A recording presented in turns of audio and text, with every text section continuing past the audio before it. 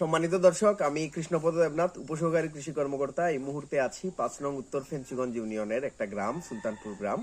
এখন বর্তমানে আছি অনাবাদী পতিত জমি ও বসত বাড়ির আঙ্গিনায় যে প্রকল্প, সেই প্রকল্পের অধীনে আমাদের এই পুষ্টি বাগান, এটা হচ্ছে পারিবারিক পুষ্টি বাগান, একটা প্রদর্শনী।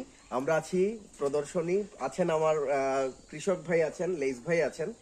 এখন যে কথাটা বলতে যাচ্ছি আর কি, বাড়ির আঙ্গিনায়, এই যে দেখতে পাচ্ছেন এখানে কিন্তু একটা বাড়ি আছে, বাড়ির আঙ্গিনায় এইরকম একটা পুষ্টি বাগান কেন করতে হবে সেটা নিশ্চয়ই আপনারা জানেন।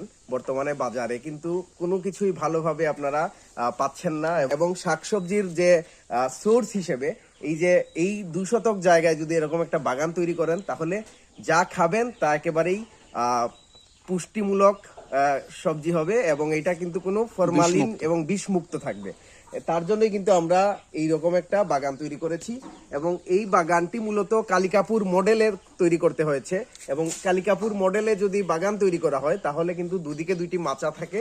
এই যে মাচাতে আমরা সবজি হিসেবে শিম লাগানো হয়েছে, একটি মাচায়, হ্যাঁ শিম ধরছে, এই যে শিম, হ্যাঁ উড়ি, সিলেটি ভাষায় উড়ি বলে, হ্যাঁ ফুল আসছে। এবং আমরা দেখতে পাচ্ছি যে এখানে মাঝখানে 5টা বেড আছে, 5টা বেড আছে আমরা দেখতে পাচ্ছি। এই বেডে কিন্তু একটি বেডে আছে আপনার ডাটা, এটা হচ্ছে ডাটা শাক, ডেঙ্গা শাক আর কি সিলেটে বলে। এইটা হচ্ছে আপনার লাই শাক, যেটাকে বলে সরিষার আর কি, রাই সরিষা, যেটা লাই শাক। এইটাতে আছে ধনিয়া, তারপর এইটাতে আছে মূলা শাক, এবং সব শেষে আছে রাঙ্গা শাক। এবং এইদিকে আরো একটা মাচা আমরা দেখতে পাচ্ছি, যে মাচাটি মূলত আপনার শিম গাছ লাগানো হয়েছে। এই যে শিম আছে, এবং পাশাপাশি কচু গাছ লাগানো হয়েছে। এটা কি ধরনের কচু লাইস ভাই?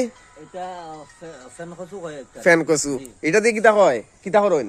এটা খাইন নানি? তো আমরা বাজি করে খাইন। তো আমরা এই যে কচু গাছ আছে, তারপর এখানে আমাদের এই দেখেন এটা মালটা গাছও আছে। মালটা গাছ আমাদের এই বাগানে দেয়া হয়েছিল।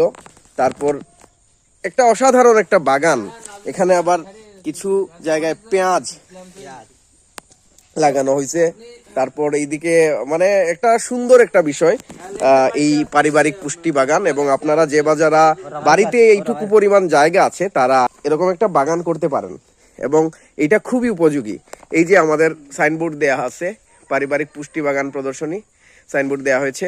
তো লেইস ভাই, আপনি বলেন যে এই যে পারিবারিক পুষ্টি বাগান, এইটা কেন করছেন? এটা আমার ফ্যামিলি খাইতাম সবসময়। আমরা শাক সবজি তুলি আনি আমরা বাজারে 8 টাকা কিনে আনতাম না, যেগুলা যেটা দরকার লাগে এটা আমরা খাইতাম, আমরা শরীরে পুষ্টি হইতো আর ফ্রেশ খাইতাম, বিষমুক্ত আমরা ফ্রেশ খাইতাম। জি আচ্ছা, তো ধন্যবাদ। আমরা শুনছিলাম লেইস ভাইয়ের কথা। লেইস ভাই আসলে দারুণ একজন মানুষ এবং দারুণ একজন কৃষক। একটা চমৎকার একটা পুষ্টি বাগান, এটাই দেখানোর জন্য কিন্তু আমি আজকে এই জায়গায় এসেছি।